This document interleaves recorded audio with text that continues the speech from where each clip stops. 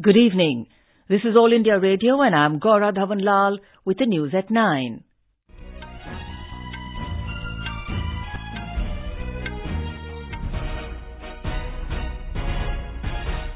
The headlines. New Army Chief General Manoj Mukund Naravane says neighbour's repeated denial on use of terrorism as state policy won't last long. SMS services to be restored in Kashmir from tonight. Broadband internet facility also to be restored in all government hospitals across Jammu and Kashmir. Government unveils infrastructure projects worth 102 lakh crore rupees as part of its spending push to the sector.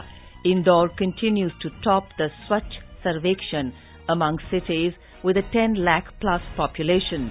In Australia, military aircraft and vessels being sent to fire-ravaged states of New South Wales and Victoria for humanitarian assistance. And people across the world get ready to welcome 2020.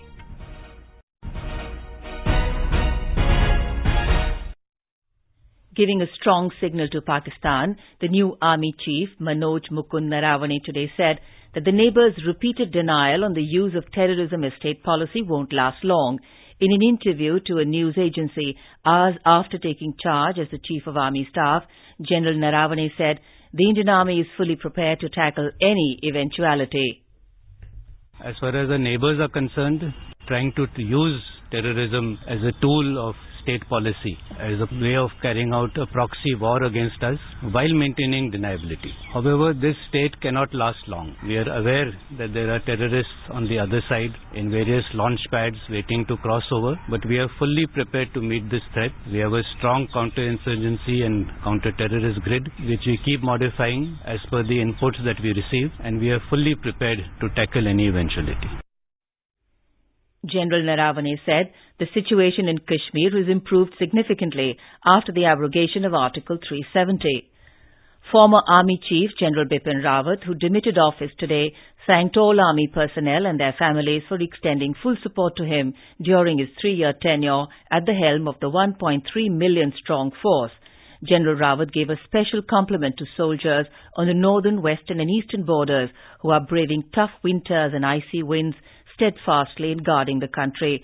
He also paid his respects to the fallen soldiers at the National War Memorial. After a farewell guard of honour interacting with media persons, General Rawat also hoped that the army will rise to greater heights under the new Army Chief, Lieutenant General M. Naravane. General Rawat, who has been appointed India's first Chief of Defence Staff, CDS, will helm the newly created Department of Military Affairs. The tri-service agencies, organizations and commands relating to cyber and space will be under the command of the CDS, and he will also function as the military advisor to the Nuclear Command Authority. SMS services, which were banned in Kashmir since the abrogation of Article 370 on August 5th, will be restored from tonight. Besides, the broadband internet facility will also be restored in all government hospitals across Jammu and Kashmir. J&K government spokesperson Rohit Kansal informed this in a press conference in Jammu today.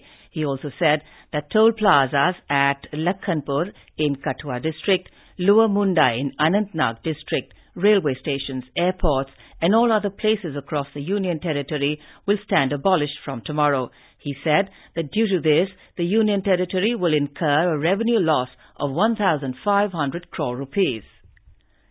Jammu and Kashmir DGP Dilbag Singh has said that the number of youth joining terrorist organizations has gone down this year.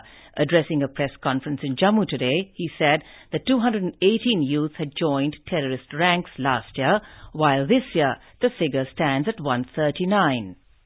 जो हमारे पास खुद ब खुद चल के पहुंच गए और इसके चलते जो एलिमिनेशंस हुई, नए जो लड़के ज्वाइन किए टेररिस्ट रैंक में, उनकी तादाद 39 है और बाकी लोग जो हैं वो गिरफ्तार हो गए या सरेंडर कर गए, और जो एक्टिव लोग उसमें से अभी जिन्होंने टेररिस्ट रैंक ज्वाइन किए उनकी तादाद सिर्फ 83 है.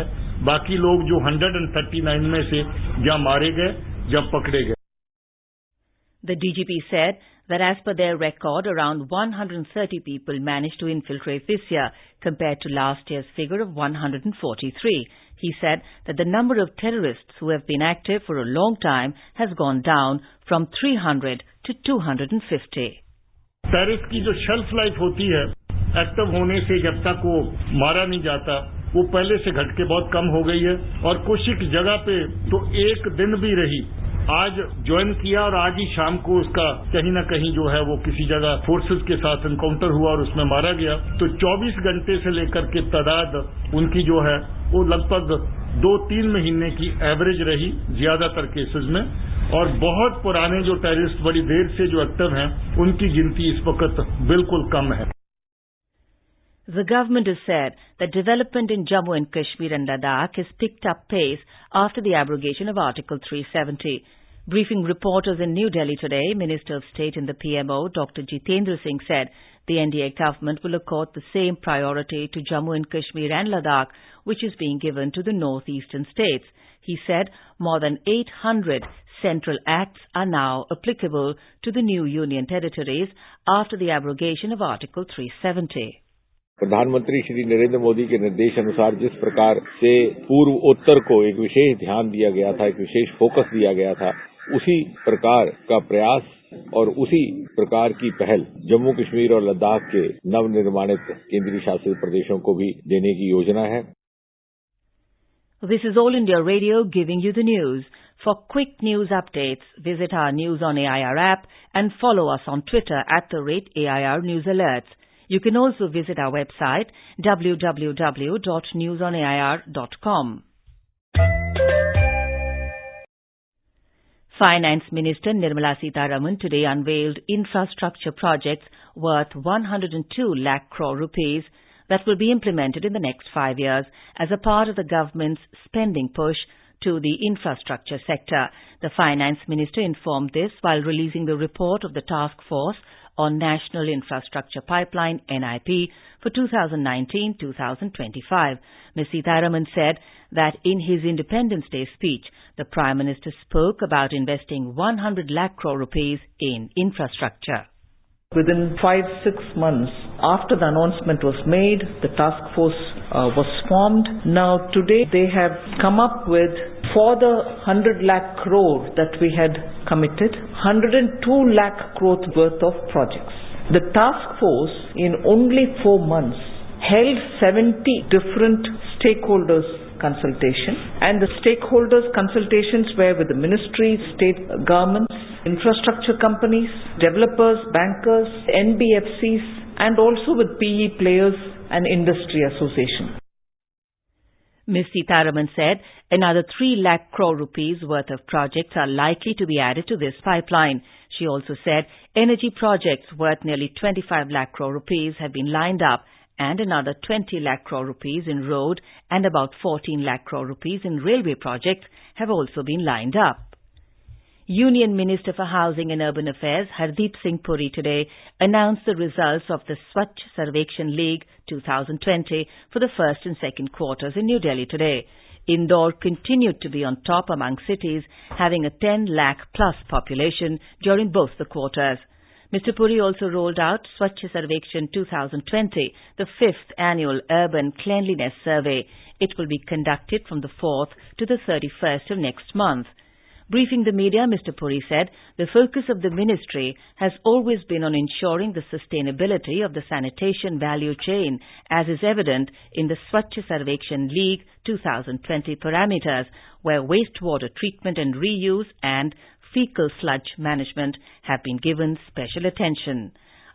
Swachh Survekshan League 2020 was conducted in 3 quarters, April to June, July to September, and October to December 2019. The performance of cities in Swachh Survekshan League 2020 is crucial to their rankings in Swachh Survekshan 2020 due to the 25% weightage of the quarterly assessment to be included in the annual survey scheduled to commence from 4th January. In the 10 lakh plus population category, Bhopal got the second and Surat third spot in the first quarter. In the second quarter, Rajkot South was at second spot, while Navi Mumbai at third. In 1 to 10 lakh population category, Jamshedpur in Jharkhand got the first spot in both the quarters. New Delhi Municipal Council and Khargone in Madhya Pradesh got the second and third spot in the first quarter in this category. Chandrapur in Maharashtra and Khargone got the second and third spot in quarter 2 in the 1 to 10 lakh population category. Anupam Mishra, AIR News, Delhi. Delhi government's naming committee has decided to rename the Pragati Maidan metro station as the Supreme Court metro station. Deputy Chief Minister of Delhi, Manish Sisodia, announced this in New Delhi during a press conference. He said the naming committee in its meeting also decided to rename Mukarba Chowk and its flyover after Kargil war martyr Captain Vikram Batra, and the Mehroli Badarpur Road as Acharya Shri Mahapragya Marg. The centre has asked the Rajasthan government to assess the situation and take proactive steps to avoid the deaths of children. Health Minister Dr. Harshvardhan wrote to the State Chief Minister Ashok Gehlot in view of the deaths of children during this month at J.K. Lon Hospital of Kota Medical College. Dr. Vardhan said the centre is ready to provide any technical assistance to tackle the preventable deaths. The Indian Space Research Organisation, ISRO, has successfully accomplished 13 missions, including 6 launch vehicle missions and satellite missions during the year 2019. Besides, 50 foreign satellites from 7 countries were launched on a commercial basis during this period. PSLV C-44 successfully launched Microsat-R and Kalamsat V2 in January this year from Sriharikota. Our correspondent takes a look at the major initiatives taken by the Department of Space. The year witnessed a lot of steps taken by the Department of Space in the field of space science, space technology and space applications. The successful launch of GSLV Mk3M1, India's most powerful launch vehicle, was accomplished in July 22nd this year. This launch vehicle is capable of launching 4 tons of satellites into geosynchronous transfer orbit. The mission carried Chandrayaan-2 orbiter spacecraft to its intended orbit. Chandrayaan-2 was India's ambitious second mission to the moon. On 27th of November, Cartosat-3, a third-generation agile advanced satellite having high-resolution imaging capability, was successfully launched from Sriharikota. India's first interplanetary mission, Mars Orbiter mission, completed 5 years in Martian orbit in September 2019. Anand Kumar, AIR News, Delhi. In Australia, the government has decided to send military aircraft and vessels to the fire-ravaged states of New South Wales and Victoria. The military is expected to provide humanitarian assistance and carry out evacuations if needed in the coming days. Meanwhile, thousands of people fled to beaches in the southeastern states today as emergency-level fires spread. In Mallacoota, Victoria, around 4,000 people sought shelter on the coast. Meanwhile, 2 more people have been confirmed dead in New South Wales, bringing the fire-linked death toll to 12. Authorities say 4 people are missing in Victoria and another in New South Wales. People across the world are getting ready to welcome the new year 2020. President Ramnath Kovind, Vice President M. Venkaiah Naidu and Prime Minister Narendra Modi have greeted fellow citizens on the eve of New Year 2020. Large number of tourists have reached hill stations and other tourist destinations in Uttarakhand to welcome the new year. Mussoorie, Nainital, Auli, Kausani, among others, are packed with tourists. Special arrangements have been made for New Year celebrations. In the national capital Delhi, all markets, malls, hotels and restaurants have been festively decorated. People are thronging these areas for shopping and sightseeing. Battling biting cold, people have gathered at India Gate to welcome the new year. In Goa, a tourist hotspot, people have arrived from across the world to celebrate the new year. In Jammu and Kashmir, devotees, including foreigners, have arrived at Katra for their onward journey to seek the blessings of Ma Vaishno for the new year. Australia has followed New Zealand by welcoming in 2020 with a bang, despite calls for it to cancel its capital's fireworks as the country's bushfire crisis continues. Critics had argued that the wrong message would be sent if the Sydney display went ahead, but the city's Lord Mayor said it would give hope to people at a terrible time.